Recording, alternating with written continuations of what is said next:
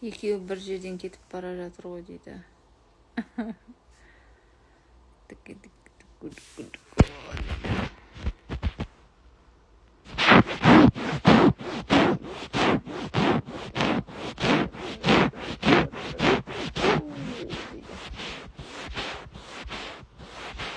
Ал қыздар пытырлап кіріп жатыр екен, бірінен кейін бірі шытыр еткізіп.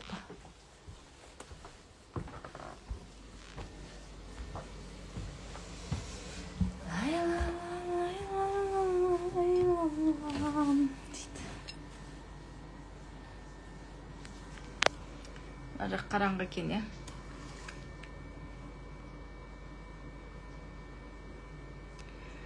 Сәкен Гүлайым дейді. Марал ханым дейді. О, қалайсыздар? Қайырлы кеш жарық дейді.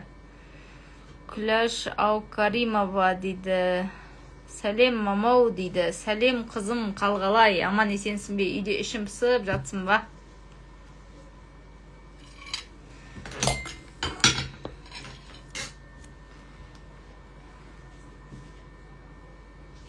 Астана қалай? Астана, Дико. Күн салқындап кетті дейді. Бізде де Алматыда сондай салқын болып тұр. Жаңа жаңбыр жауып кетті. Я ішім пысып жатыр дейді. Қайырлы кеш қыздар, қалдарыңыз қалай? Аман есенсіздер ме? Жағдайларыңыз қалай? Мына жерге тренинг, терапия деп жазып қояйын, иә. Тренинг, терапия. Алматы,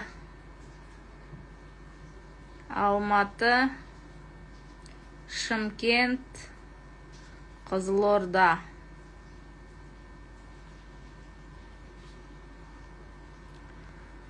Нан жіберейін и сақтап қояйын.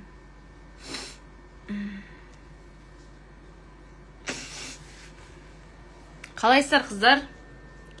Кері байланыс жолдасым көп ішеді, бірақ жақсы адам дейді. Машалла, жақсы адам болса жақсы ғой.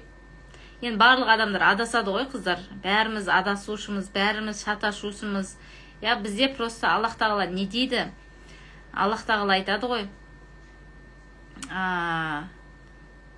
Кешірім дейді ғой, иә? Кешірім сұрандар деп айтады, кешіріңдер деп айтады, кешірімді болыңдар деп айтады, иә? Сондықтан, мысалға біз оны неге ішіп жүргенін білмейміз ғой, оның ішкі әлемінде бір күйзеліс бар шығар, өз-өзіне көңілі толмауы бар шығар, бір өмірде жолы болмай қалған сәті бар шығар, оны айтпайды да шығар, мысалға, иә? Сондай состояниеде адамдар ішіп кетеді. Әшейін адам ішіп кетпейді. Ол бір өмірде бір жолы болмай қалады, өмірде бір нәрсеге жете алмай қалады, немесе бір ішкі травмалар болады, соған байланысты адамдар өмірде ішіп кетеді, жаман жолға түсіп кетеді, немесе мысалға қыз балдар болса андай бір жаманшылыққа кетіп қалады. Сондықтан адасып шатасып кетеді. Бірақ Аллах тағала біледі олардың не үшін ішіп жүргенін, олар не үшін сондай жағдайда жүргенін Алла біледі. Сондықтан білгендіктен олар кешіреді Алла тағала ол адамдарды. Біз ол жаңағы ішкен адамды жаман деп ойлаймыз ғой енді. Сондықтан түсінуге тырысу керек шығар деп ойлаймын енді. Мен енді басында жоқ ондай жағдай. Ішкен деген нәрсе жоқ, бірақ бұрында болды ғой, бірақ мен қатты былайнан реакция бермейді екен ондай адамдарға ше. Мысалы, бұрында жезделерім ішпеген кезде, наоборот, олармен күліп, араласып деген сияқты былайнан реакция қатты бермейді екен. Сондықтан енді барынша Алладан тілек тілеңіз, түсінуге тырысыңыз, іштей одан кешірім сұрай беріңіз, іштей оны кешіре беріңіз. Мен сені кешірдім деп ше, іштей өзіңізге бетпе-бет қарап шай ішіп отырады ғой. Сол кезде Алла сені кешірсін, мен сені кешірдім, жарым болған үшін кешірдім, не де болса әйтеуір қасында жүрген үшін деп ше, просто әшейін сұрай беру керек та. И бір нелер бар, бір сөздер бар, соны қайталап жүру керек. Адам, мысалға, сіздің күйеуіңіз ішіп жүрген кезде непринятие болады адам бойында, тағдырыңызды қабылдамайсыз, непринятие болады. Сондықтан адам өмірінде сол ситуация қайталана береді. Бір нәрсені қабылдамай тұрсыз өміріңізде, и сол состояние қайтадан өміріңізде келе береді, пока сіз соны принимать етпейінше.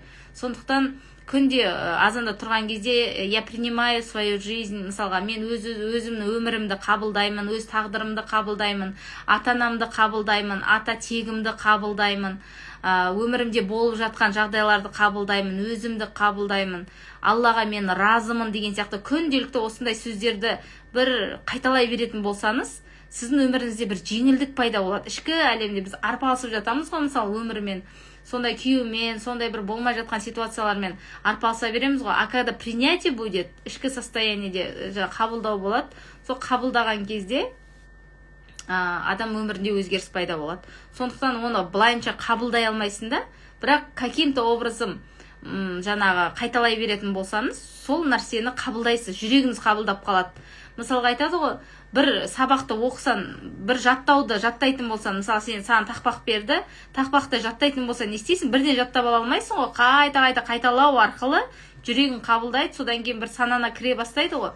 Сол сияқты сондай сөздерді қабылдау арқылы біздің түпкі санамызға кіреді, түпкі санамызда жүрегімізге кіреді, жүрегіміз қабылдайды бір күні. Сол жүрек қабылдаған кезде уже тело будет реагировать, денеміз толыққанды соған сформироваться етеді. Сол, хопонопоно деп жазып жатыр, хопонопоно десеңіздер де болады, хопонопоно. Сол. Хопонопоно ол өте сондай, Хьюлин деген кісінің несі ғой, методы ғой. Хьюлин деген жігіт психолог болады да, сол неге бармай ма? Бір баскесерлердің түрмесіне барады ғой, түрмеге психолог болып барады. Сол баскесерлермен жұмыс жасаймыз деп, сонымен сояққа психолог болып түседі. Сол кезде ол айтады ғой, мен психолог олармен жұмыс жасауым үшін, ол біреуден көрмейді да, неге мен баскесерлерге психолог болдым, басқа жақта жұмыс жоқ па не маған деген сияқты өйтіп айтпайды да. Ол өзінен қарайды. Мен осындай, неге мен баскесерлерге именно психолог болдым? Неге мен осындай түрмеге түстім? Неге мен олармен жұмыс жасауым үшін, неге сондай олар сондай болды ма деген сияқты неше түрлі жан-жақтан қарайды да, содан кешірім сұрай бастайды. Кәдімгі түрмедегі адамдармен жұмыс жасамайды, просто делосына қарап, сол адамдардың суретіне қарап, содан кешірім сұрайды. Өтінем, кешір мені, мен сені жақсы көремін. Егер шынымен мен осындай психолог болғаным үшін, шынымен сен сондай баскесер болған үшін, сен мені кешір, мен сені кешірдім деген сияқты сондай бір сөздерді айтып, сол түрме жабылады, сол адамдар жақсарып кетеді, сондай метод пайда болады ғой. Енді әр адамның практикасы арқылы, любой білім, қыздар, практикамен келеді. Мысалы, оқып атқан кітаптарын, мысалға, мышление миллионера деген кітаптарды оқып жатсыздар ғой, оның барлығы адамдардың өмірінде өздеріне қолданған практикалары. Сен өзіне қолданасың сол практиканы, содан кейін бар өмірінде өзгеріс пайда болады, соны адамдарға айтасың. Менің күйеуімде ішеді, ол ішкен кезде менде стресс, фобия болады, өзім ұстай алмаймын дейді. Сондай ситуацияда негізі қандай бір триггер болады ғой, адамның өмірінде триггер болады. Ол сіздің ішкі әлеміңізде бір нәрсені шығару үшін болып жатқан жағдайлар негізі. Сізден или агрессия арқылы шығып жатыр, или жаңағы, қалай айтсам екен, ішкі установкаларыңыз дұрыс емес, или бір нәрсе, бір талант па, бір нәрсе жатыр ішіңізде. Сол нәрсе шығу керек болып жатыр. Сондықтан өмірде сондай ситуациялар болады, сізді ашу керек болады да. Мысалы, сондай до конца бүйтіп шаршап, ақырып, сонымен алысып жүресің, бір күні шаршайсың ғой. Содан кейін денсаулығы құрайды кейбір адамдарда, содан кейін кейбіреу стрессқа түседі, жатады, 3 жыл жатады. Мысалға, менде сондай бір ситуация болды бір келіншекте. 3 жыл неде жатқан ғой, депрессияда ма, бірдеңкеде жатқан, содан кейін тұрған кезде үлкен көп нәрсені түсінген ғой. Сондықтан бізге сынақтар жайдан жай келмейді ғой, қыздар. Сынақтар бізді өсіру үшін келеді негізі. Сол ситуациядан сабақ алуымыз үшін келеді. Немесе сізді өсіру үшін келеді. Сізде сондай ситуация болып жатыр ма, сіз содан шыға алатын сізде күш бар. Просто сабырлық керек та, кішкене жаңағы қасыңызда болып жатқан ер адаммен немесе әйел адаммен қырыла бермей, бір уақыт тыныштыққа кету керек. Сондай ситуацияда өзіңізді тыныштандыратын, білмеймін, бір уақыт күніге тыныштыққа кету керек, кішкене ойланып отыру керек, табиғатта отыру керек, таңғы жүрістерге шығу керек. Сондай өзіңізді тыныштандыратын уақыттарды жасау керек өзіңізге. Бұл мен өмірімде не үшін болып жатыр, мен нені түсінуім керек деген сияқты өз-өзіңізбен занимация етіп кішкене сөйтіп бастаған кезде адамда рост пайда бола бастайды. Бұл жайдан жай кеп тұрған жоқ мен өміріме деген сияқты ше. Сондықтан солай қазір мысалға сіз ашуланып, сіз осы жігітпен жана күйеуіңізбен өмір бойы қырылып өтіп кетуіңіз мүмкін. Мысалға Алланың алдына барған кезде ода да выгода бар ғой. Алланың алдына барған мен өмірім быт-шыт болды, мен өмірім сынақ болды, мен өмірім арпалыс болды. Неге маған ондай өмір бердің деп Аллаға айта аласың ба? Мысалға сен айта алмайсың ғой. Мынау кінәлі деп айта алмайсың ғой, дұрыс па? Күйеуің кінәлі мен өмірімнің быт-шыт болғанына деп Алланың алдында айта алмайсың. Өйткені сен өзіне сұрақ қоясың да, сен өзіне сұрақ қойған кезде сен өміріңді өзгертетін не жасадың? Не істедің? Күйеуіңнен көргеннен басқа не істедің сен өміріңде, өзің өміріңді дұрыс қалыпқа келтіру үшін деп сұраған кезде сен Алланың алдында достойно қарай алатындай состояниеде бола аласың ба? Вот, сол состояние біз біреуден көргенді жақсы көреміз, бүйтіп вот деп ше, анау деп, сол өзіне қаратып. Хотя бы күніне бір мезгіл жаңағы кітаптар оқып ше, бір мезгіл далада тыныштықта отырып өзіңді сабырлыққа алып келу керек қыздар. Мына йога, медитация деген нәрселер өте жақсы көмектеседі негізі. Егер шынымен сен өміріңді қалыпқа келтіруге, өз өміріңнің жауапкершілігін қолға алатын болсаң, шынымен де ол кезде сен өмірінде нереальный өзгерістер пайда болады. Ешкім кінәлі емес қыздар. Бізде мысалға мынандай жағдай болды, қараңыз. Мысалға мен күйеуім екеуміз бір-бірімізді қатты жақсы көреміз. Енді кішкентайымыздан бір-бірімізге қосылдық. Содан бір-бірімізді қатты жақсы көреміз. Бір күні мынандай жағдай болды, біз қатты ұрыстық та. Біз өте қатты ұрыстық. Сол кезде ұрыстықта екеуміз ажырасып кететіндей жағдайға бардық. Сол кезде ол айтты да маған, мен қарап отырмаймын ғой, мен басқа әйел алам деді да. Мен сол сөз маған қатты өтті да. Мен сол жылағаннан тоқтамай жыладым. Менде мынандай нәрсе болды да, зачем деген нәрсе болды. Зачем? Мен неше жыл бойы осы жігітке адал болдым. Осы жігітке қаншама бала туып бердім. Осы жігіттен жағдайын жасадым. Зачем? Не үшін болды? Егер ажырасып кетіп, бір сәтте ажырасып кетіп, бір сәтте басқа әйел ала салатын болса, зачем деп ойладым да. Сондай бір состояние болды менде. Зачем это деген сияқты. Не үшін болды? Мен оны жек көріп кеттім. Мен оны вообще соны көргім келмей кетті. Өз-өзінде андай кәдімгі іштей жеп жатыр ғой. Бірақ нәрсе көмектесті. Ол менің просто эгом ғой. Осы уақытқа дейін мен өзім ойлағанмын. Я незаменимая, я лучшая, я красивая. Мен оған адалмын, мен күштімін. Ол мені тастамайды. Я вся пупистая, я вся пушистая деген сондай просто менде ішкі эго. Алла тағала көрсетті да, мен ешкім емес екенімді. Сен кімсің деді ғой маған. Мен өзіме айттым ғой, сен кімсің дедім ғой. Ты заменимая дедім. Сен заменить ала салат, бір сәтте басқа әйел ала салат, бір сәтте сен тастай салат, 10 бала тусан да, адал болсан да, басқа болсан да, бір сәтте сені адамдар тастап кете салат.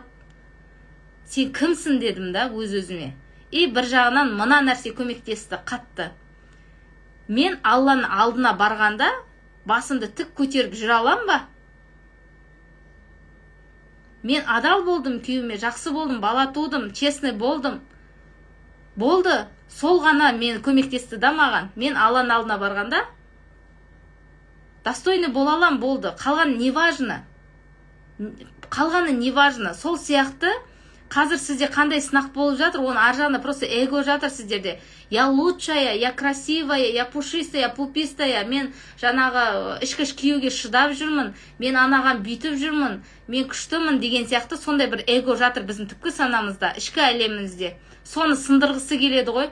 Сондай бір ситуациялармен бізді сындырғысы келеді сол эгоны. Мы никто. Сен кімсің? Шыдап жатсың ба? Алла разылығы үшін. Шыдамайсың ба? Ажырасып кет, саған не керегі бар ондай күйеудің? Ал шыдайсың ба? Сонда Алланың алдына жақсы адам болып барғың келе ма? Онда жылама. Сол ненді принимать ет. Сол өміріңді, сол состояниеңді. Сол кезде мен өзім принимать еттім. Сен жарайды енді, зачем болдың, сен бала тудың, сен адал болдың, сен күшті болдың, сен әдемі болдың, сен жақсы болдың, күшті әйел болдың, бәрін жасадың. Ал сен бір сәтте тастап кетті, бірақ қалай болғанда Құдайдың алдына барғанда жүзім тура болады ғой. Болды. Сол маңызды, қалған маңызды емес. Кім тастап кетеді, кім қалады, кім не қылады. Бірақ артынан біз татуласып неттік қой. Бірақ сол кезде сол состояние маған сол түсінікті алып келді. Содан кейін мен тәкаппарланбайтын болдым. Ой, мен күштімін, мен сенің ыдыс-аяғын жуып жатырмын, мен бірдеңке қылатын айтпайтын болдым. Істеймін ба, Алла разылығы үшін істеймін. Істемеймін ба, ол любой моментте кетіп қалатын, любой моментте шатаса алатын, любой моментте адаса алатын пенде екенін мойындадым. Барлығымыз пендеміз, біз күшті емеспіз. Сіздің күйеуіңіз де, сіздің әйеліңіз де, сіздің балаңыз да шатасады, адасады. Олар қателеседі, өйткені біз қателесушіміз, біз идеал емеспіз. Ал біздің Алланың алдында барған состояниеміз маңызды. Аллаға барған кезде жүзіміз тура ма, дұрыс өмір сүрдік па, сол ғана маңызды. Жасайсың ба, Құдайдың разылығы үшін жасаймын, жасамайсың ба, қалған маңызды емес. Сол кезде маған сабырлық келді жүрегіме. Марал, мен жұмыста бір өзбек әйелден әбден қорлық көріп, қазір мен басқа жұмысқа ауыстым. Енді ол әйел кешіре алмай ауырып қалып жатырмын, өзімді батылдыққа қалай бұрамын дейді. Просто ол әйелді кешіріңіз, ол да адам ғой. Жіберіңіз ол әйелді, ол да адам, қателеседі, ол да шатасады, ол да адасады, ол да ұрсып қояды, ол да агрессияға беріліп қояды. Адам ғой енді ол. Ол Құдай емес, ол бәріне жағынуға міндетті емес қой. Түсінікті ма? Сондықтан жібере салыңыз оны, Алла разылығы үшін кешіре салыңыз. Ол маңызды емес. Жаңа айтып отырмын, оның ар жағында сізде эго тұр тағы да. Мен күшті адаммын, өзбек әйел жаман, маған қорлық көрсетті деп жатсың да. Жарайды енді, не болса да болды. Зато сіздің жаңа жұмысқа тұруыңызға көмектесті, ол жақтан кетуіңізге, өзіңіздің басқа жұмысқа тұруыңызға көмектесті, жаңа орта табуыңызға көмектесті. Сондықтан оны босата салыңыз, ол да адам, ол да пенде. Қателеседі, мүмкін сізді ренжітіп қойғанда артынан өкініп жатқан шығар. Неге олай жасадың деп. Кейіннен бәрі өкінеді адам. Адамның жүрегі жұмсақ. Просто бізде эго өсіп кетеді, тәкаппарлық өсіп кетеді, ақшамыз көбейіп кетеді, өзінше болып кетеміз. Сондықтан бірақ артынан Алла тағала өзі сынағын береді, өзі сабағын береді. Алла өте әділетті. Сондықтан солай машина алғым кеп жүр қатты дейді, болмай тұр дейді. Аласыз. 0,001%-ға да Аллаға күмән келтірмеңіз. Аласыз. Рұқсат беріңіз, мен алам, Құдай қаласа, мен өзіме рұқсат берем. Қашан қай кезде келеді, Алла біледі. Болды. Қашан қай кезде келеді, Алла біледі. Я принимаю свою жизнь. Қазір аяғыммен жүріп жүргенімді қабылдаймын. Қазіргі екі аяғымның барына шүкір етем. Екі аяғым бар, Аллаға шүкір, жүріп жүрмін. Машина болады, мен қабылдаймын. Алатын уақыты болады, сәті келеді. Кішкентайдан болса да, ниеттеніп, 1000 теңгеден болса да жинай беріңіз ақшаға. Кеше мынандай жағдай болды. Мен күйеуім бір ойынға қатысқан ғой. Сол ойында мынандай нәрсе болды. Бір әйел квартира ұтып алыпты, Астана қаласынан квартира ұтып алыпты. Сол кезде сол әйел айтыпты, қызыма үй алып беруге 1000 теңгеден жинап жүредім деп ше. 1000 теңгеден қашан жинап бітеді? Ойланыңызшы, 1000 теңгеден былайынан логикаға салсаң, 10 күнде 10.000 теңге, бір айда 30.000 теңге, енді бір жылдың өзінде де мысалға 300.000 еле жиналады. Мысалы, қашан алып береді? Бір 10 жылда алып бере ме, алып бермей ме, жинап. Бірақ әйтеуір ниеттеніп жатыр ғой, 1000 теңгеден жинап ниеттеніп жатыр екен. Көрдіңіз, Алла тағала берді. Ниетіне қарай берді. Сондықтан кішкене бір нәрсені алып, ниеттеніп жинай беріңіз соған қарата. Осы машина алуыма, осы не жасауыма деп ниеттене беріңіз. Солайынан аласыз, Құдай қаласа. Бізге Аллаға ниет барады, қыздар. Біздің амал әрекетіміз бармайды, Аллаға ниетіміз барады. Мысалға, мен өзім қазір мысалға салмақ қосып алдым, біраз салмақ қостым. Әр қалада жүрем, тамақтар жейміз, кейде неміз ұйқымыз дұрыс болмайды, кейде неміз оның барлығы отмазка ғой. Бірақ сонда да сөйтіп салмақ қосып алдық. Бір өзімді жіберіп қойдым, мен мойындаймын оны. Енді қазір арықтағым келеді, бірақ әр нәрсеге жазылам, арықтайтын то анаған жазылам, то мынаған жазылам, бірақ арықтамаймын да. Айтам да, Марал, өз-өзіңді несіне алдап жүрсің, сенде ниет жоқ қой арықтайтын деймін да. Ниет жоқ, тамақ жегің келіп тұр деймін, өз-өзіңді қолға алмай тұрсың деп айтып жатыр. Сондықтан біз шынайы ниеттенген кезде, шынайы шешім қабылдаған кезде, болды, әрі қарата болмайды, әрі қарата осындай деп. Мен есімде 18 килограмм салмақ тастаған кезде маған бір келіншек намысыма тиген тұғын. Маған айтты да, жап-жас болып семіріп алуға ұялмайсың ба деді да. Мен сол кезде қатты намыстанып кеттім да. Содан 6 айда 18 килограмм тастағанмын ғой. сонда сол ауыз сөз просто маған себепкер сол кезде шешім қабылдадым да, әркімнен сөз естіп жүргеніне ұялмайсың ба дедім да өз-өзіме.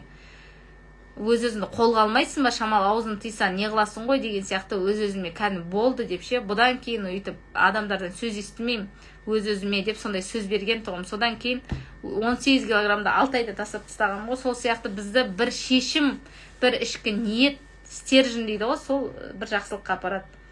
Сондықтан барлығы өз қолымызда, қыздар. Тағы да кімде не бар? Жақсы түсінікті болып жатыр ма барлық айтқаным? Жұмысқа кіргім келіп жүр, барып сөйлесіп едім, өзлеріміз хабарласамыз деді. Енді хабарласады шығар енді, Құдай қаласа. Кіргіңіз келіп жүрсе, ниеттеніп жүре беріңіз, әр жұмыстарға барыңыз, ізденіңіз, сөйтіңіз, солай болады өзі, Құдай қаласа. Тағы да өте жақсы нәрселер айтып жатырмын, қыздар. Біздің өмірімізде болып жатқан жағдайлар, кеше мысалға мынандай қыз маған мынандай не жазып жіберіпті. Алла бар дейсін, Алла көмектеседі дейсін. Менің нем өртеніп кетті депті. Мен үй сатып алып едім, үйді сатып бизнесқа салып едім, енді көтеріліп келе жатыр едім, үйім жанып кетті де. Нем базар жанды, сол базар жанғаннан кейін дымсыз қалдым. Енді үйімде жоқ, базарымда жоқ, қарызда қарыз, басымнан арылмайды. Неше жыл болды, Алла көмектеседі деп келе жатқаныма, Алланың бір беріп жатқан көмегі жоқ.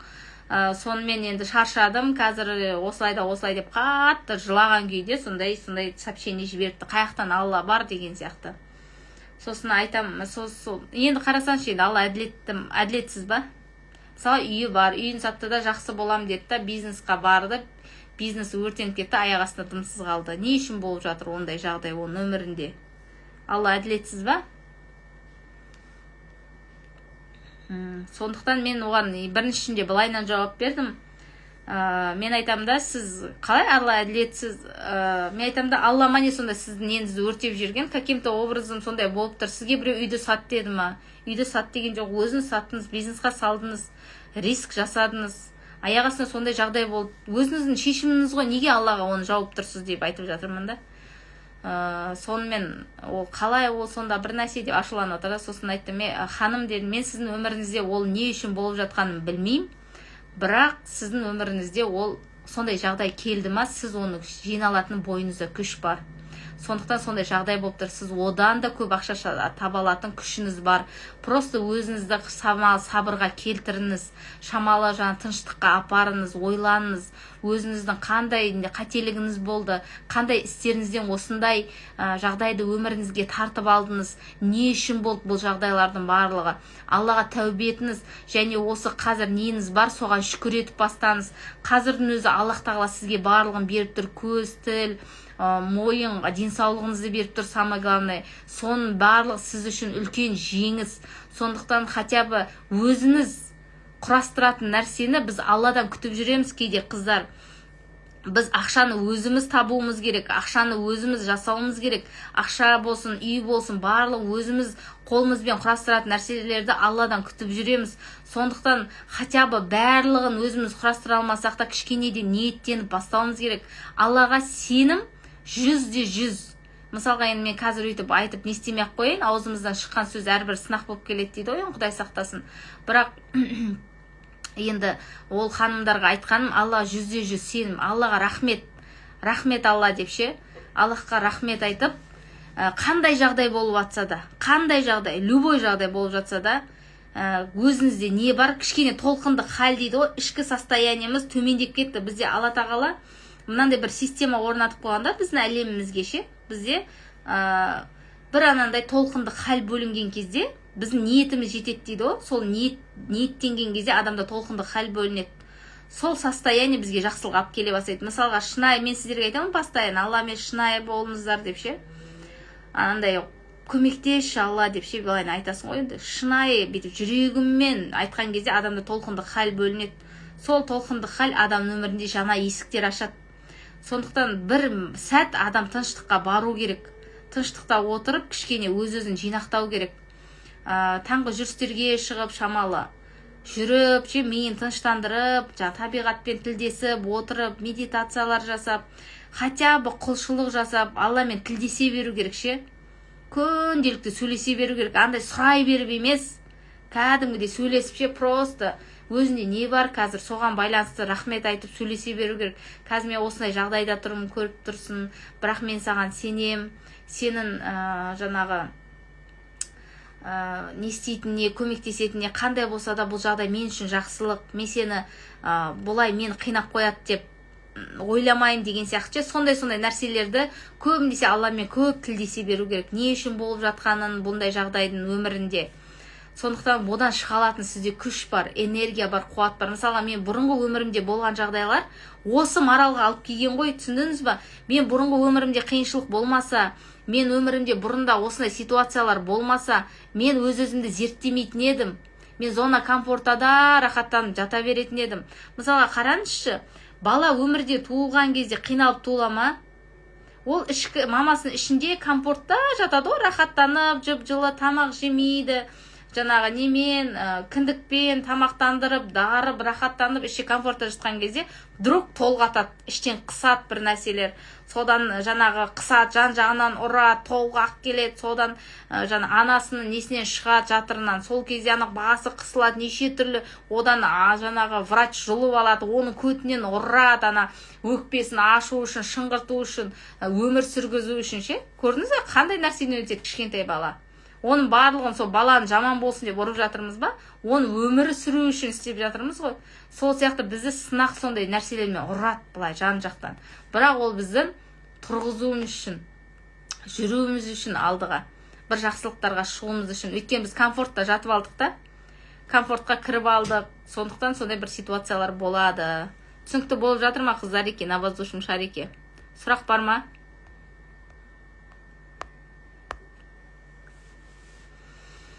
Опана. Менде 2-ақ пайыз қапты. Мен Алматыдамын, қыздар. Ертең Құдай қаласа ретритқа жолға шығамыз, Алла бұйырса. 2-ақ пайыз қапты ғой менне. Марал ханым, әр сабағыңызда терең ұғым береді, алысымыз шексіз дейді. Сонымен солай. Менің қызым жолда келе жатыр. Қызымды ретритқа алып кетемін. Құдай қаласа, Алла бұйырса. Қыздар, отырған орындарыңызда жақсылыққа шығуға тырысыңыздар. Отырған орындарыңызда өз-өздеріңізді жасамасаңыздар, әлемнен жақсылық көрем деп ойламай қойыңыздар. Мысалға, мен қазір енді Қазақстан бойынша терапиялар жасаймын ғой. Қазақстан бойынша ана жаққа ұшам, мына жаққа да ұшам, мына жаққа да ұшам. Жаңағы Негеде барам, Қырғызстанға барам. Қанша ел, адам, жер көріп жатырмын. Просто үйіме барып, күйеуімді бір құшақтап жатқанға ештеңке жетпейді. Просто әшейін тыныштықта соны құшақтап жатып, соның жаңа жылулығын сезініп жатқанға ештеңке жетпейді. Бала шағаның үстіне мініп, езіліп жатқанына ештеңке жетпейді. Сондықтан барымызды бағалайық, әлемнен жақсылықты іздемей-ақ қояйық. Жақсылық сіздің өзіңіздің үйіңізде, мен постоянно айтамын ғой, жақсылық сіздің үйіңізде, сіздің жаңағы менсінбей тұрған күйеуіңізде. Мен бұрын айтатын тұғым, ер адамның просто қарайып жүргенін өзі үйде, оның өзі защита, оның өзі бір анандай сенімді болып жүресің. Үйде әйтеуір ер азамат бар ғой деп ше, ешкім тиіспейді, ешкім не қылмайды деп. Өйткені мен өзім Қызылорда қаласында үлкен үйім бар ғой. Сол үй өте даңғарадай дәу да, сол жақта жүрген кезде күйеуім командировкаға кетеді. Сол кезде үйде бір өзім қалған кезде прям қорқасың кәдімгідей. Ер азаматтың жаңа ішкі іш болсын, басқа болсын, сіздің үйіңізде қарайып жүргенінің өзі, оның өзі үлкен бір жақсылық. Ол қояды.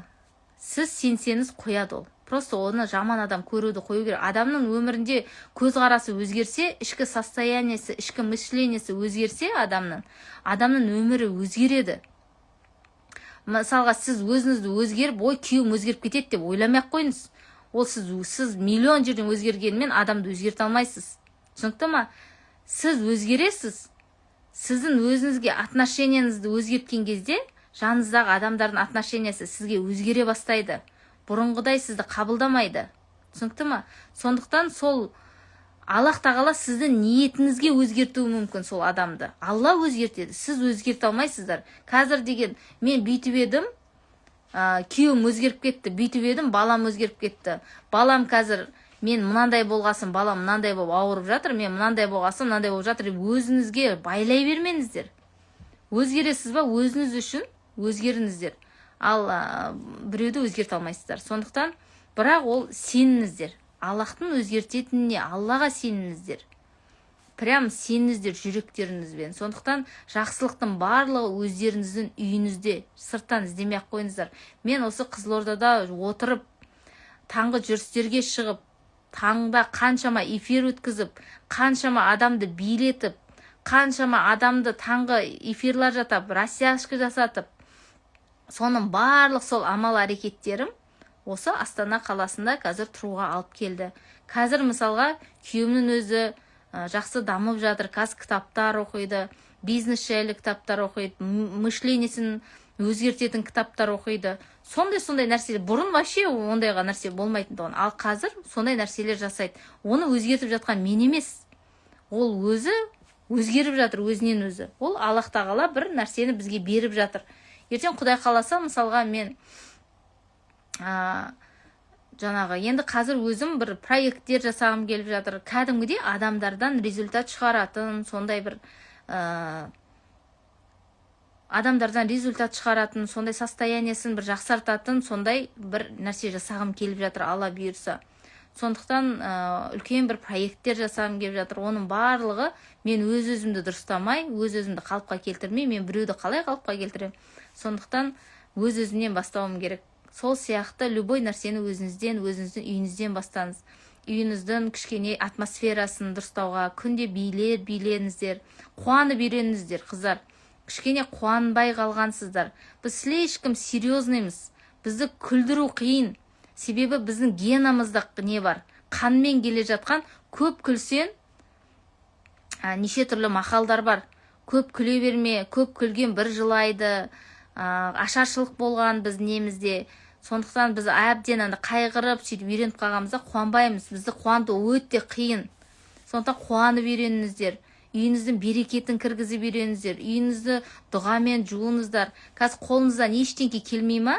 Қазір біз шаршап кеткенбіз, бір эфирларды көреміз, мысалға, мен өмірімді көресіздер, ой, Марал күшті деп ойлайсыздар, ой, керемет болып жатыр деп, жаңағы деп ойлайсыздар.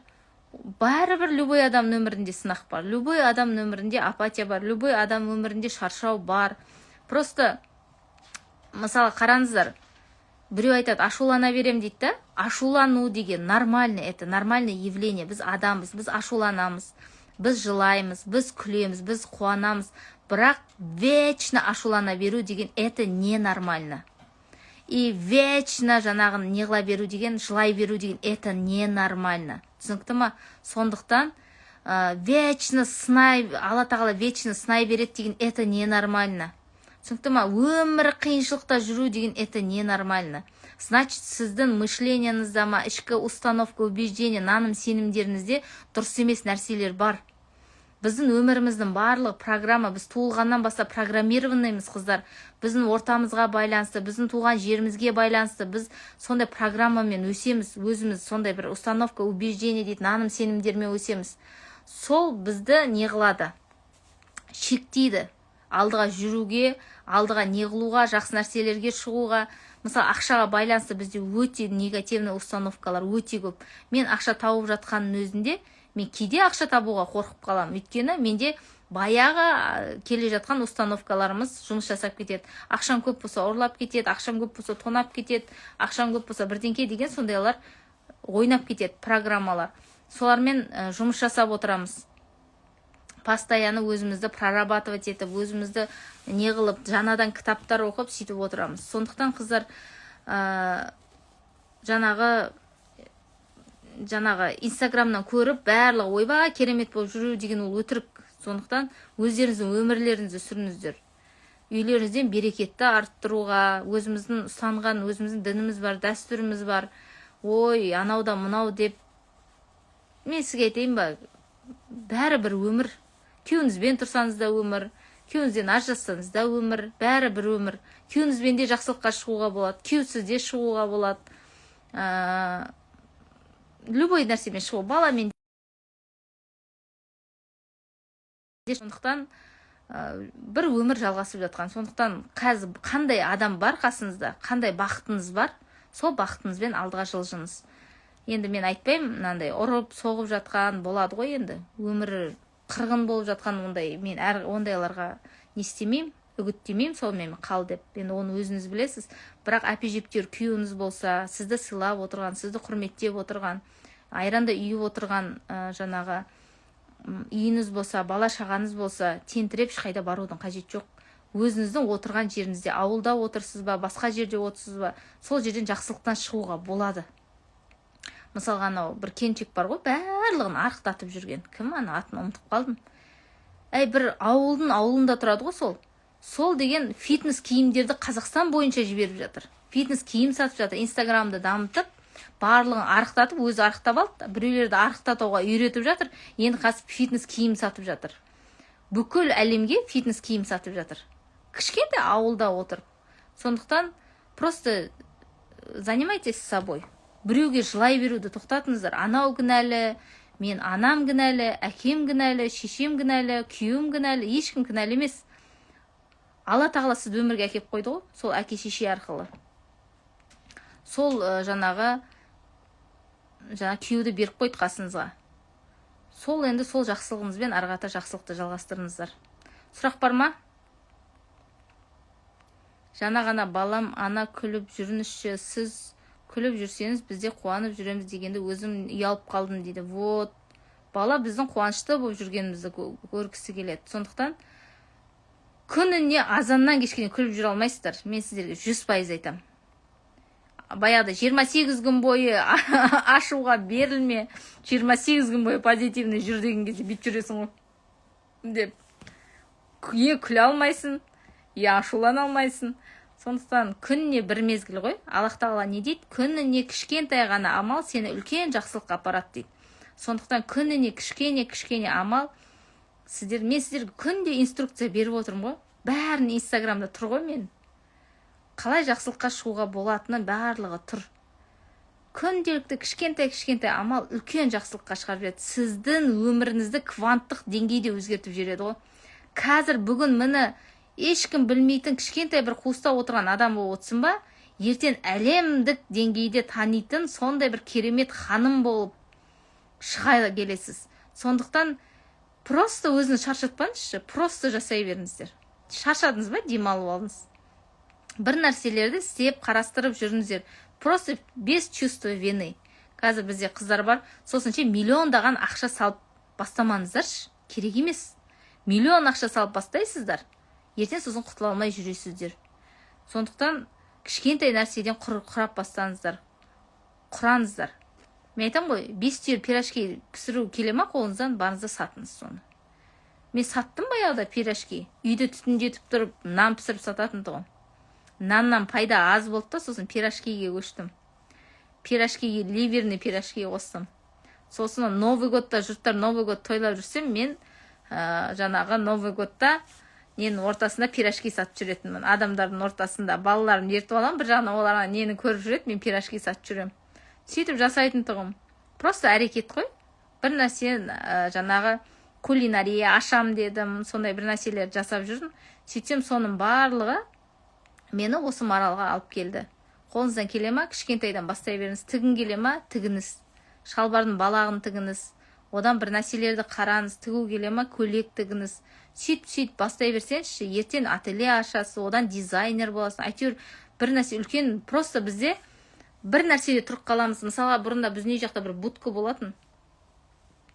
Сол будкадан бастады ғой, одан магазин болды, қасында тағы бір будкада. Сол будка болып қалды. Келесі магазин болды, кішкентай магазин. Қазір десең 2 этажды үлкен магазин болды да. Просто дамый беру керек, тоқтамау керек. Кішкентай бір жерде тоқтап қалмау керек та, тұрған су сасиды дейді. Түсінікті ме? Тұрған су сасиды дейді. Тұрып қалмау керек та, бір орында дамый беру керек. Мысалы, қазір енді мен осы қалыпта кеп тұрмын ба, қазір Қазақстан бойынша терапия жасап жүрмін, осы қалыпта қала берсем мен ескіріп қалам. Мен жаңа білім алуым керек, жаңа деңгейге шығуым керек, жаңа нәрселерді жасауым керек, басқа мемлекеттерге шығуым керек деген сияқты. Шамалы жайлап шамам келгенше жасай беруім керек. Ал осы орында қалып қалсам, мен қызықсыз болып қаламын. Мысалға қараш, 2-3 жыл бұрын ашылған магазин сол қалпында қала берсе, барсаң, бір жаман сияқты болып тұрады ғой. Бір ескі магазин құсап қалады, Ал оның қасында қаншама адам дамып кетеді. Сондықтан бір бағытта қалып қалмаңыздар. Кішкентай ательесі бар, шамал үлкейтіңіз, сөйтіп үлкейе беру керек та. Сөйтіп бір жерден шығасыздар. Не жасау керек дейді.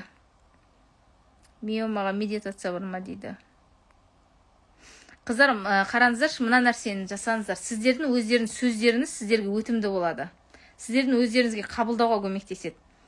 Бір медитация без слов дегенді алып аласыздар да. Медитация без слов деген музыканы алып алыңыздар. Соны қосып қойыңыздар. Бір жаңа балаңыздың телефонын алып алыңыздар, содан қосып қойыңыз. Сосын WhatsApp-қа өзіңізге айтыңыз. WhatsApp-та аудиозапись бар ғой, өзіңіздің номеріңіз болады ғой WhatsApp-та. Соны қосып қойыңыз да айтып бастаңыз. Марал, сен күннен күнге жазылып келе жатсың. Марал, сен күннен күнге түрін әдемі болып келе жатыр. Марал, сенің түрін күннен күнге жақсарып келе жатыр. Сен денсаулығын жақсарып келе жатыр. Сен өмірін жақсылыққа айналып келе жатыр. Сенің жаңағы ақшаң көбейіп келе жатыр. Не керек? Денсаулық керек па? Денсаулыққа байланысты айта бер. Сенің әрбір клеткаң жанарып жатыр. Сенде өзгеріс болып жатыр. Сенің телің қалыпқа келіп жатыр деп сөйтіп жаңа музыканы қосып қойыңыз да. Сөйтіп айтыңыз WhatsApp-қа, сосын жіберіңіз. Соны күнде тыңдап жатыңыз, кешкілік. Күнде тыңдап, өзіңізді қабылдамайсыз, сөзіңіз біртүрлі боласыз, біріншіден не деп күлесіз, өзіңіздің даусыңызды қабылдамайсыз атауы. Соны жасай, уже қабылдау болады. Даусыңызды қабылдай бастайсыз, бірнеше күннен кейін уже қабылдай бастайсыз, өзіңіздің даусыңызды өтімді болады өзіңізге. Түпкі сананы алдай алмайсыздар, қыздар. Түпкі санада жаңағы бірден ол не керек екенін білет та, соны қабылдап алады. Сізге не керек екенін білет, соны қабылдап алады. Сондықтан қабылдайды, бір күндері уже өзіңізді қабылдай бастайсыз. Сондықтан солай. Не жасау керек деді, жаңа қыз, даусымды қабылдай алмаймын дейді. Сондықтан сіз өзіңізді қабылдадыңыз ба, болды ғой. Қабылдаудан басталады. Жаңа айттым ғой, бір параққа алып алыңыздар да. Мен қазір көрейінші. Ай жерде шығам екен. Мен біреудің несінен нетіп алып едім, өзім соны айтып жүрмін. Қазір мына жерде көрінбей қалады екен, мына. Я соглашаюсь со всем, что происходит в моей жизни. С родителями, с происхождением рождения, со всеми согласна. Второе, я принимаю людей такими, какие они есть, такими, какими их создал Всевышний. Я в принятии. Что бы человек ни говорил, каким он был, я принимаю. Я благодарю за все, что у меня есть, за еду, за одежду, за крышу над головой, за то, что могу видеть, слышать, чувствовать, за родителей и за здоровье. Я благодарна. Четвертое деп, осындай нәрселер, осыны скриншоттап алыңыз да, күнде қайталап жүріңіз. Осыны қайталау арқылы айнаға жабыстырып қоясыз ба? Күнде қайталап жүріңіз осыны. Это принятие, қыздар. Мына жерде жазудан көрінбей тұр ше.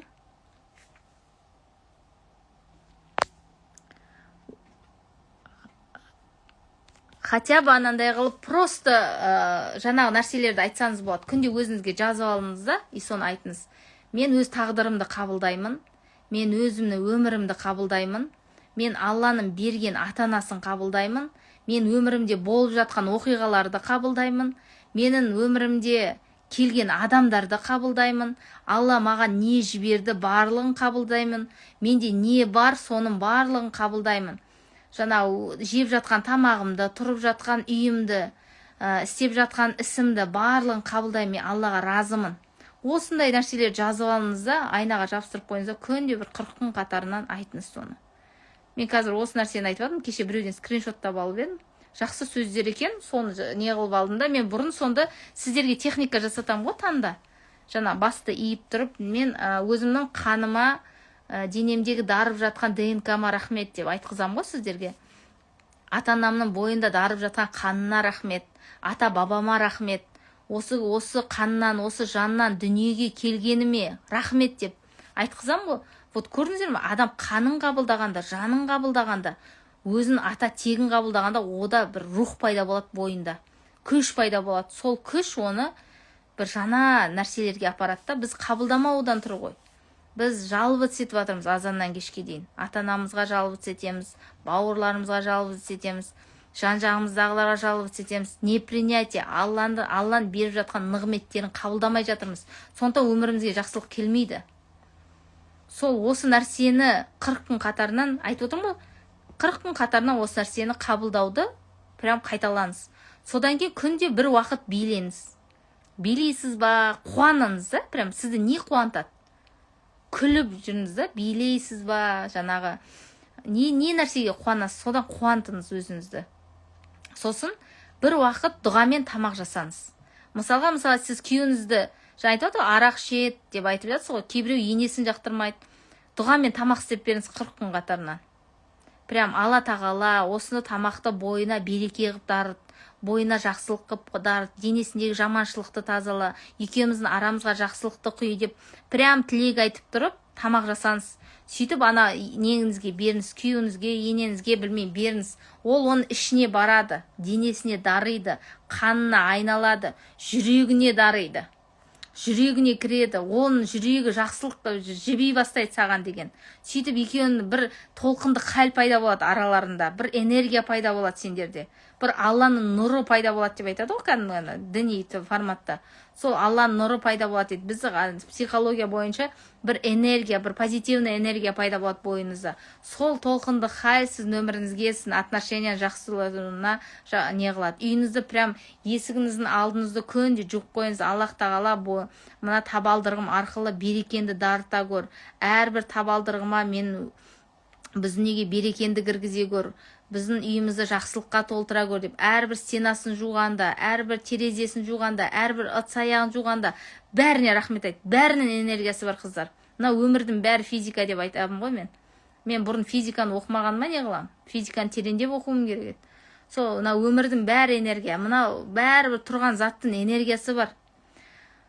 Сіздерге бүйтіп қарап тұрғанмен, мысалға, киімін шашылып жатса сен не істейсің? Біртүрлі нервштетесің ғой. Ол не дұрыс емес энергия таратып тұр саған. Ал сен тап-таза жиналып тұрса қандай күшті болып жүресің ғой. Вот сонда любой нәрсенің энергиясы бар. Бізге қазір жаны жоқ не деп ойлаймыз ғой, бірақ любой нәрсенің энергиясы бар. Сен соларға риза болған сайын, бұларда да бізге қызмет етіп жатқан нәрсе. Мысалға сен отырған ағаш столын, ол кәдімгі тал ғой өсіп тұрған. Содан жасады, ағаш қып саған қызмет етіп, сен астына орындық қып қойып қойды. Сенің саған қызмет етіп жатыр ол. Алланың қалауымен барлық дүниедегі нәрсені Алла тағала саған басын игізіп қойды, саған қызмет еткізіп қойды. Сені патша қылып мына әлемге жаратып қойды. Саған қызмет етіп жатыр барлығы. Диван, анау мақталар мысалға көрпеде жатсын, оның ішінде мақта бар. Мына әрбір жаңа ткань барлығы сол неден жануарлардың жүндерінен мысалға жасалып жатыр ғой мысалға, әрбір жаңа нелер, жаңа қалайынан еді, жіптер дегенше, мысалы, оның барлығын Алла тағала біз үшін мына әлемге жаратып қойды. Бізге қызмет етсін деп. Ал біз әлі Алланың бергеніне недовольныймыз. Бізге дым бермеген сияқты ғой. Сен бір түйір көзінің өзі миллиондаған ақша тұрады. Сен миллиондаған, Америкадан бір бай шал келіп жүрегіңді бер деп айтса саған, мен саған $1,000,000 берем десе, сен айтасың, құрш дейсің. $1,000,000 қалтаңда салда тайшы бар дейсің да. Маған жүрегімнің соғып тұрған жақсы, өмір сүргенім жақсы деп айтасың. Сен жүрегің $1,000,000 тұрады. Біреу сол жүрекке аңсап жүр сен жүрегіңді. Оның арманы сендегі сияқты жүректің соғып тұрғаны оның арманы. Сондықтан барымызды бағалайық, ханымдар. С благодарностью өмір сүрген кезде айттым ғой, азаннан кешке дейін жүре алмайсың, бірақ жаңағыдай кішкентай амалдар жасай аласың. Күнделікті жаңағы сөздерді қайталай аласың, күнделікті дұғамен тамақ істей аласың, үйінді дұғамен жуа аласың, күнделікті балалармен қуанып, бір жерге жүгіріп қайт, қыдырып қайт, күліп қайт, білмеймін, әйтеуір бір нәрселер жасап қайт. Ақша келеді, кетеді, бірақ сәттер келмейді. Балалармен қыдырып, ақша жоқ дей бергенше, бір 10 000 теңгені ал да, балаларыңды қыдыртып қайт бір жерге. Кеше біреу айтқандай, ұлым айтқандай, мен досыма барсам 700 теңге ұстап алыпты дейді. Бір шлепка алам деп жүр дейді. Қаяқтан 700 теңге шлепка аласың деп күліп қоям дейді. Сонда енді мамасы 700 теңге беріп жүрген ғой енді. 700 теңге сол шлепка алам деп жүр. Сондықтан қаншалықты жаңа не қыласыз, кең боласыңдар дейді ғой, кең дейді ғой. Кең болған кем болмайды деп айтатын еді ғой. Қаншалықты жүректен ақшаны аласыздар, жұмсап үйренесіздер, беріп үйренесіздер, сол кезде не қылады. Мысалға, жина деген сайын адам өз-өзін қатты қысып жібереді. Қатты қысып жіберуге де болмайды. Жаңа мен атамның сөзін айтамын ғой, бұрын атам айтатын маған. Мынандай болма деп айтатын. Мынандай да болма деп айтатын. Мынандай болсаң ақша, жаңа су ағып кетеді, су іше алмайсың деп айтатын. Мынандай болма деп айтатын. Мынандай болсаң су іше алмайсың деп айтатын. Мынандай бол деп айтатын. Сол кезде су ішесің деп айтатын. Вот, сондықтан мынандай слишком ашық болудың да қажеті жоқ. Қатты тастай болудың да қажеті жоқ. Мынандай болу керек. Сол кезде баланс болады. Сұрақ бар ма? Сәлеметсіз бе? Осылай мен істеп жүрмін тамаққа. Күйім өзгеріп келе жатыр. Рахмет сізге, көп лайфхакқа дейді. Сіздерге рахмет. Осыны тыңдап, жасап, амал етіп жүргендеріңізге сіздерге рахмет. Пайдалы болғаным үшін Аллаға рахмет. Осындай етіп қойған үшін. Сонынан осы қосылып отқаным дейді. Не мадина жазып прямой эфир деген. Тағы да не жазды қыздар екен, на воздушном шарике. Кімге біреуге қосылып кетіп жатыр ғой. Тағы. Эфир сақтаншы дейді. Сақтайын, бірақ енді личный өмірімнің кішкене несі кетіп қалды. Кішкене нелері кетіп қалды. Сонда да енді сақтап қойайын. Негізі, сосын қыздар, отбасыңызда болып жатқан жағдайды ешкімге айтпаңыздар. Отбасыңыздың берекесін қашырасыздар. Не надо? Күйеуіңіз алкаш па, басқа ма? Не надо? Ешкімге айтпаңыздар. Берекесін қашырасыздар. Мен постоянно айтам ғой. Сіздің үйіңіз қара шүй деп алсаңыз, сіз біреуге бір әңгіме айттыңыз ба, үйіңізде болып жатқан бір уығын сындырдыңыз. Екі әңгіме айттыңыз ба, екі уығын сындырдыңыз. Үш әңгіме айттыңыз ба, үш уығын сындырдыңыз. Сөйтіп барлық уығын сындырып тастайсыз, шаңырағыңыз ортасына түседі, шаң болады, не болады. Сондықтан не надо? Қатты шаршап жатсыз ба, Аллаға айтыңыз. Алла шешіп береді. Сізге біреу, иә, оңбаған, деген сол сөз керек па сізге? Ойбай, оңбаған сен күйеуің, деп өз күйеуіңді жаман қылып жатқан өзіне керек па? Сол нәрсе саған керек па? Зачем это? Ақыры көніп жүрсің, ақыры шыдап жүрсің, Алла разылығы үшін. Мен достойны қабылдаймын күйеуімді. Осымен өмір сүрем дедім, осымен жүрем дедім, осымен бірге болам дедім. Болмайсың ба, ажырасып кет, әркімге жамандай бергенше. Ажыраспайсың ба, жамандама. Өзің достойны қабылда, күйеуіңді де, ненді де, білем, шаршайсың кейде не қыласың, кейде жылайсың. Бірақ өмір өзгереді, тағдыр өзгереді. Когда қашан өзін жауапкершілікпен қабылдайсың, достойны адам құсап алдыға жүресің, өз өміріңді қолына аласың, бір кішкентай амалдар жасап бастайсың. Аллах тағала өзгертіп тастайды. Бірақ сәтте кванттық деңгейде, жаңа айттым ғой, кванттық деңгейде өзгертіп тастайды. Кванттық деңгей деген не деген кезде, сенің жаңағы атом, молекула деп айтады, кішкентай көзге көрінбейтін дүние ғой. Сол сияқты на клеточном уровне сен өзгерген кезде, сен өмірің өзгеріп кетеді. На клеточном уровне 180%-ға өзгертіп жібереді. Сен күнделікті кішкентай амал әрбір клетканда өзгеріс болып жатыр. Әрбір сөздің арқылы. Біз білмейміз ғой, мысалға, қанша не нәрсе жұмыс жасап жатқан миымызда. Сіздің әрбір сөзіңіз арқылы қаншама нейрондар құрылып, қаншама нейрондар өліп жатыр. Қаншама нәрселер болып жатыр. Біз көзге көрінбейтін дүние өте қатты жұмыс жасап жатыр. Мысалға, сен асқазанға тамақ ішсін, сен завод сияқтысың, асқазанын қорытып жатыр, жаңағы шығарып жатыр. Қаншама нәрсе болып жатыр, бір алапат күш болып жатыр сенің денеңде. Ал сен оны білмейсің. Сондықтан біз тек сыртқы факторларға қараймыз да жүре береміз. Бірақ әлемде өте қатты үлкен өзгеріс болып жатыр. Сен әрбір сөзін, әрбір істеген қылығын, әрбір жасаған амалын кішкентай считываться етіп жатыр ғой, әрбір кванттық деңгейде считываться етіп жатыр. Сол сен өміріңді сформировать етіп жатыр. Сол сен ішінен шыққан толқындық деңгей сен өміріңді құрап жатыр. Сондықтан кішкентай болса да айтады ғой, өмірің қараңғы болса да ішінде кішкентай жарықты тауып ал дейді ғой. Сол жарықты көре бер, күнде сол жарыққа қарай бер, сол жарықты көре бер. Сол сияқты өмірің қараңғы ма, ішіне неге шүкір етесің, соны тауып ал да шүкір ете бер. Өмірің деген қатты өзгереді. НН дейді. Алия ханым, неге НН деп жазып жатсың? Мен ың мен ны айыра алмаймын, қыздар. Мені өзгертетін сіз емессіздер. Сондықтан ондай нәрселер жазбаңыздар маған. Бірден айтам. Мен білем, өзімнің қателігімді білем. Сіздердің өмірлеріңізде өздеріңіздің қателіктеріңіз болмай қалды ма? Сіздердің өмірлеріңізде өздеріңіздің қателіктеріңіз болмай қалды. Күшті, пуписты, пушисты, әдемі, дым кемшілігіңіз жоқ болып қалдыңыз ба? Мен кемшілігімді жөндейтін. Сондықтан өздеріңіздің кемшіліктеріңізді жөндеңіздер. Біреудікін қайтесіздер. Менікін итак өзім білем мен. Өзімді жөндеп жүрген адаммын. Бір күні сөйлерміз. Кішкентайымыздан ол мен өзімнің нем.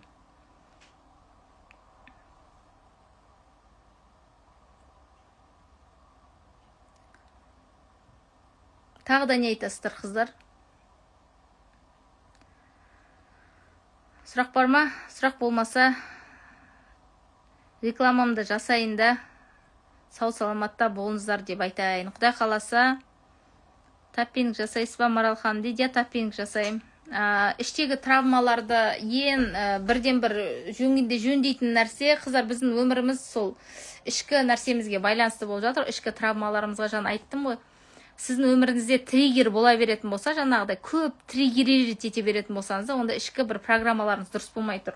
Айттым ғой, ашуланатын, қуанатын, жақсы көретін сәттер болады өмірде. Это нормально. Кейде жылайтын, кейде қуанатын, бірақ вечно ашулана беру дегенге ол дұрыс емес.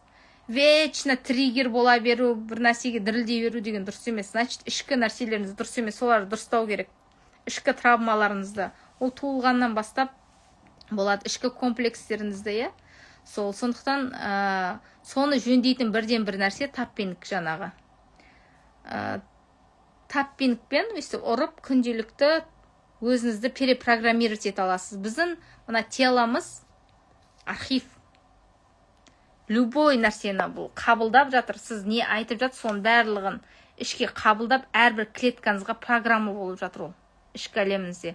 Даже сіз мысалға тамақ жеген кезде біз қандай программамен жейміз? Толып кетейін, бірдеңке қылам. И тело сформируется. Сіз қалай ойлайсыз, соған байланысты денеңіз қалыптасады.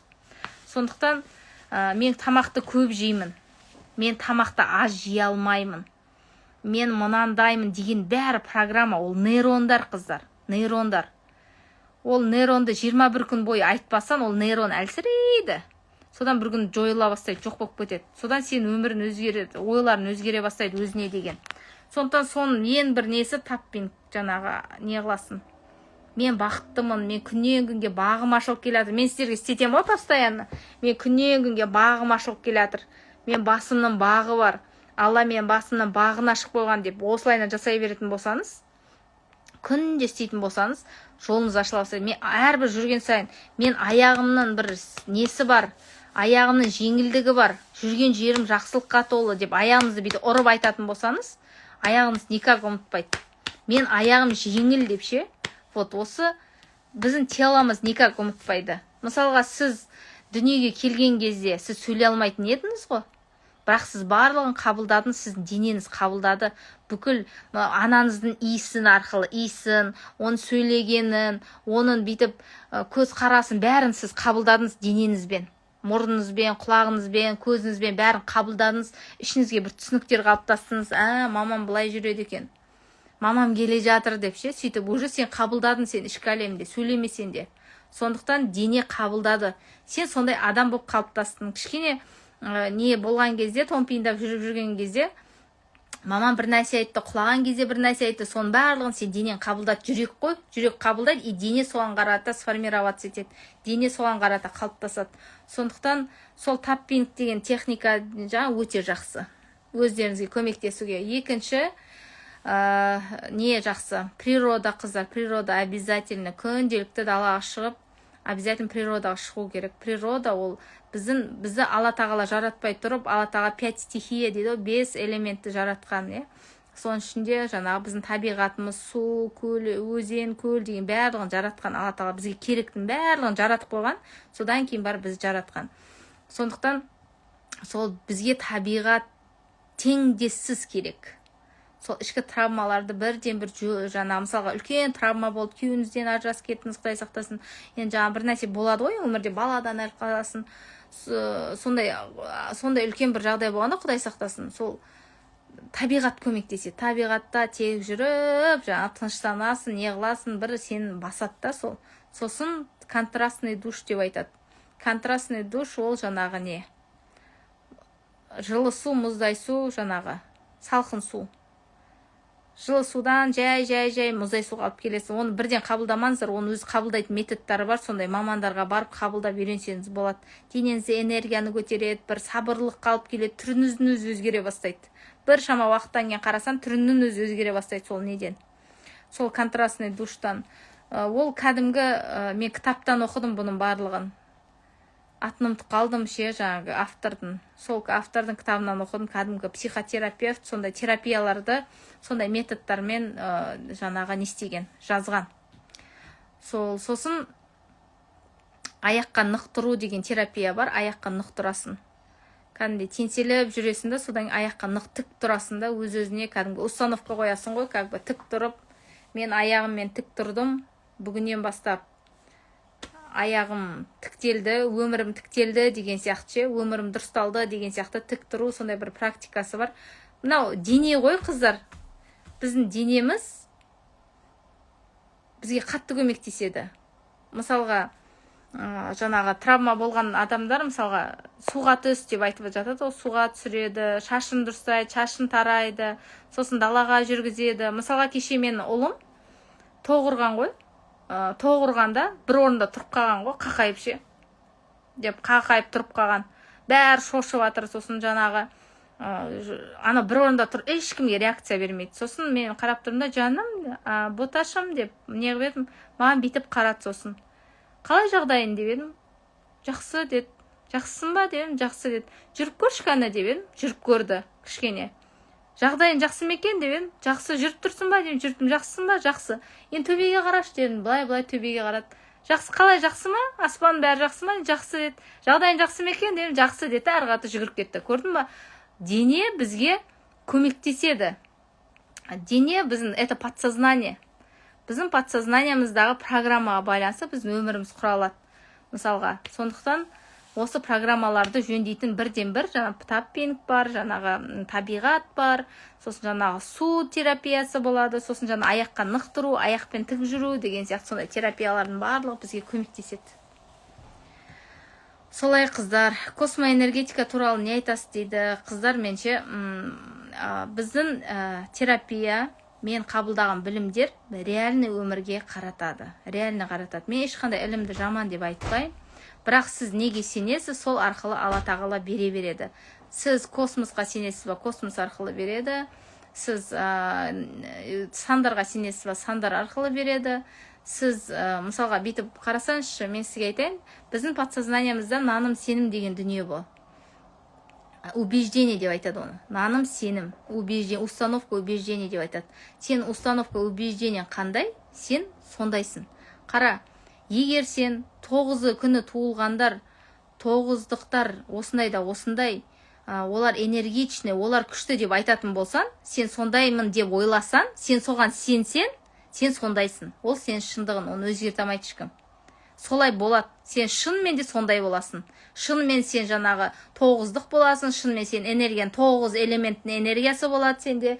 Сенде шынымен сен апатияға ұшырайды. Сен өткен сенімін сол. Сен соған сеніп тұрғандықтан сенде сондай болып жатыр. Егер мен жаңағы космостан не алам, мен космос, мен білмеймін космос энергия деген не екен.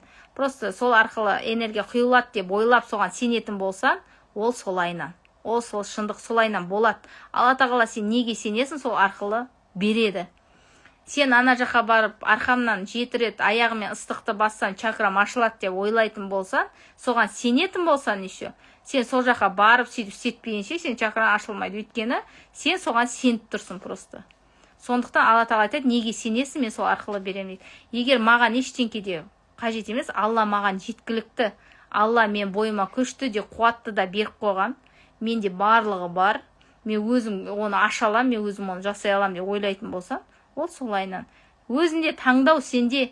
Алла барлығын қабылдай береді, сен аузынан не шығады, неге сенесің, сол арқылы болады. Мысалға, мен тола берем деп ойлайтын болсаң, соған сенсең, сен сондайсың. Сен оны ешкім өзгерте алмайды. Ол сенің шындығың. Біреу вселенной мен ішімде деп ойласа, ол соның шындығы. Біреу аспанда десе, ол соның шындығы, ол солайынан. Неге сенеді, ол солайынан. Оны ешкім өзгерте алмайды. Сондықтан біздің ішкі наным сенімдеріміз өзгерсе, біз өзгеріп кетеміз. Әдемісіз, күштісіз дейді қыздар. Мен әдемімін, күштімін, Аллаға шүкір. Бірақ мына жерде жаңағы фильтр қосып қойғанмын ғой. Сәлем бердік, Марал ханым, қалайсыздар дейді. Қалайсыз? Жеміскүл ханым, қалыңыз қалай, аман есенсіз бе? Кеш жарық дейді.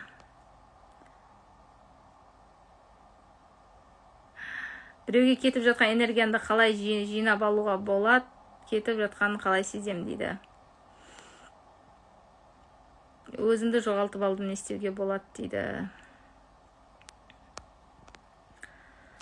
Өзіңізге жан-жаққа кетіп жатқан энергияңызды қалай нетуге болады? Сіз әр нәрсені ойлай беретін болсаңыз, мысалға қараңыз, мен былай болды, мен азанда тұрдым, азанда тұрам, телефон көрем. Бір күндер болды, бір демалдым, бір апта демалған кезде телефон көріп жаттым.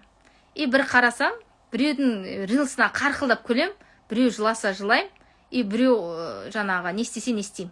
Біреу жылап жатса, деп жылап жатса, мен жылайым. Біреу қарқылап күліп жатса, күліп жатам. Біреу бір нәрсе істеп жатса, соны жасап кетем да. Мен айтамын, не істеп жатырмын деп өз-өзіме ойладым да. Жондам ба, не істеп кеттім деймін да өзімше. Анау күлсе күлем, жыласа жылайым, біреу заряд жасаса заряд жасайым, сонымен бірге барып ше. Не істеп жүрмін деп өзіме сұрақ қойдым, сосын. Мен энергиям қайда кетіп жатыр деп ше. Қайда шашыратып жатырмын деп ше. Ан жаққа бар тамақ істейтін, ан жаққа бар өзімнің үйім жинайтын энергиям бәрін біреумен күліп, жырқылдап, телефонға беріп жатырмын. Немесе біреуді ойлап, біреуді осуждать етіп жүрмін деген сияқты. Сен нені ойлайсың, қаяқта жүресің ойыңмен, сен энергияң сол жақта ғой. Енді ой неше түрлі ой келе береді, оны тұрақтай алмайсың. Бірақ действиямен тоқтатуға болады. Күнделікті өзіңе цель қойып, мысалға, қош үйім жинайшы деген сияқты, өзіне программа беріп ше. Мысалы, азанда тұра алмай жатсың ба? Тұра алмай жатсаң, өзіне айтсам болады, Марал, сен тұра аласың деп ше. Қазір 10-15 минуттан кейін, немесе 1 сағаттан кейін, қазір жаймелеп тұрасың. Ұйқың қанып тұрады деп айтсаң, тұрады ол ше. Тұрады. Жүріске жүресің. Жаңа өзінің бір нәрсе қойшы, бір нәрсе жасайыншы үйде, не істеп жүрмін деген сияқты, осознанностьқа келу дейді ғой. Мына бессознательный әрекеттер болады. Мына бессознательно деген теломен реагировать ететін әрекеттер болады. Мысалға, біреу билеп жатса, сене билегің келіп кетеді ғой. Мысалы, біреу тез жүріп баратса, сен жай жүріп кетесің, біреу тез жүріп кетсе, сен де артынан жүріп кетесің ғой. Это бессознательный әрекеттер. Сен біреуге ілесіп кетесің да. Сондықтан адам қашан қояды ондай әрекеттерді? Когда сен осознанностьқа келген кезде. Осознанность деген өзіне сұрақ қоясың ғой. Не істеп жүрмін деп ше? Неге ойлап жүрмін оны? Маған керек па сол деген сияқты, сондай нәрселерді ойлап, бір нәрсе жасайын да лучше деп, сондай бір нәрселерді жасап, киімдеріңді үтіктеп қой, білмеймін енді, жаңа үйде бар ғой неше түрлі жұмыстар. Соларды жаса, арасына арман жазып қой, маған не керек, мен кім болғым келеді, қайда барғым келеді, лучше өзімнің бір нәрсемді ұйымдастырайын да, не істеп жүрмін, әркім нәрсесін көріп деген сияқты. Сондай болмаса бір уақыт сондай телефондарды алып қойып, өзінен ше, өз-өзіңді тәртіпке келтіру ғой. Солай қыздар.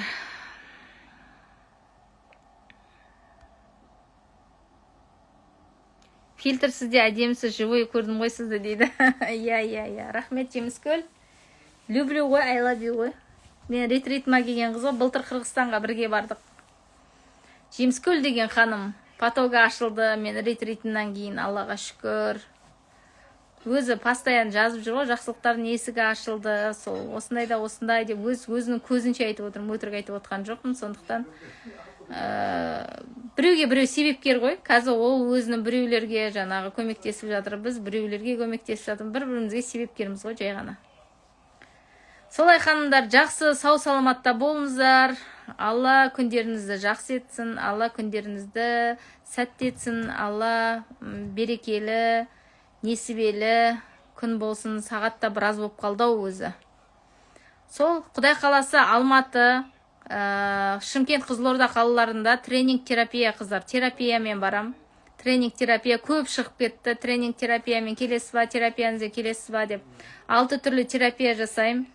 Проработка, шеге терапиясы, телесный энерготерапия, ақша терапиясы, ПФР деген терапия жасаймын. Осылай 6 түрлі терапия жасаймын. Терапиядан өткеннен кейін сіздің ішкі әлеміңізде өзгеріс пайда болады қыздар. Ішкі установка, жаңа наным сенімдеріңіз өзгереді.